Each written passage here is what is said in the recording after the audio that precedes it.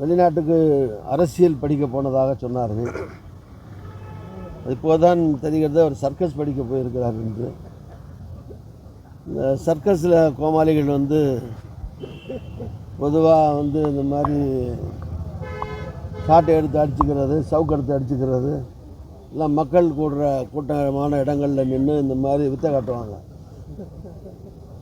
அது மாதிரி லண்டனில் அரசியல் படிக்க போய் இந்த சர்க்கஸ் அரசியல் தான் படித்தார் போன்றது. அதனால் சர்க்கஸில் இருக்கிற கோமாளிகள் வித்தை காட்டுற மாதிரி இங்கே தமிழ்நாட்டு மக்களில் அதுவும் திமுக அரசை அகற்றுவரை தினம் எடுத்து அடிச்சுக்க வேண்டியானே. ஏன் ஒரு நாளோடு இருக்குது? ஒரு நாளைக்கு வீட்டுக்கு முன்னால் நின்று 5-6 அடி அடிச்சுக்கிறதா சொன்னார். ஆட்சி அகற்றுவரை காலனி அழிய மாட்டேன், செருப்பு போட மாட்டேன்னு சொல்லியிருக்காரு. ஆட்சி அகற்றுவரை தினம் அடிச்சுக்க வேண்டியானே ஒரு 5-6 அடி. சும்மா விளையாட்டாக சொல்கிறேன், பாவம் அடிச்சுக்க வேணாம். அவர் முதல் நாளே அடிச்சுக்க வேணான்னு சொல்லுவேன். இன்னும் அவரை நம்பி அவர் மனைவி பிள்ளை குட்டி எல்லாம் இருக்காங்கல்ல. அரசியலில் இருக்கிறது அரசியல் ரீதியாக அவர் போராடட்டும், ஆர்ப்பாட்டம் பண்ணட்டும், எல்லாம் பண்ணலாம். கண்டன ஆர்ப்பாட்டம், மறியல், உண்ணாவிரதம் இப்படி பண்ணலாமே தவிர மகாத்மா காந்தி கூட சவுக்கடி அடிச்சுக்கலையே. மகாத்மா காந்தி கூட சுதந்திர போராட்டத்துக்காக அவரோட ஒரு தியாகி அவர். இது என்ன கிண்டலான கேலியான போராட்டமாக மக்கள் பார்ப்பார்களே தவிர அதில் சீரியஸ்னஸ் இல்லை. இது பாருங்கள், தொலைக்காட்சிக்கு முன்னால் 2 செருப்பை எடுத்து 1/2 மணி நேரம் காட்டிகிட்டு இருக்காரு.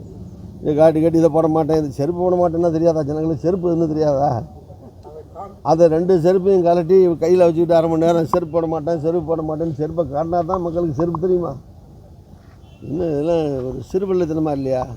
ஒரு ஐபிஎஸ் படித்த மனுஷன் ஒரு தரமான அரசியலை முன்னெடுத்து ஒரு பார்க்குறவங்க ஒரு ஐபிஎஸ் ஆஃபீஸராக இருந்தவர், ஒரு அறிவாளியாக இருக்கார், அறிவாளியாக பேசுகிறாரு, அறிவாளியாக அரசியல் நடத்துகிறாருன்னு சொல்கிறோமே தவிர பார்க்குறவங்க கோமாளியாத்தனமாக பண்ணுறாருன்னு சொல்கிற மாதிரி அரசியல் பண்ணுறது.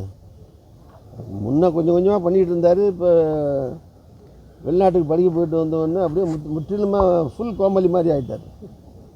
அதனால் கொஞ்சம் அவரை மாற்றிக்கிட்டால் அவருக்கும் நல்லது, அவர் உடம்புக்கும் நல்லது, அவர் குடும்பத்துக்கும் நல்லது, அவர் கட்சிக்கும் நல்லது. அது என்னுடைய ஆலோசனை, இலவச ஆலோசனை.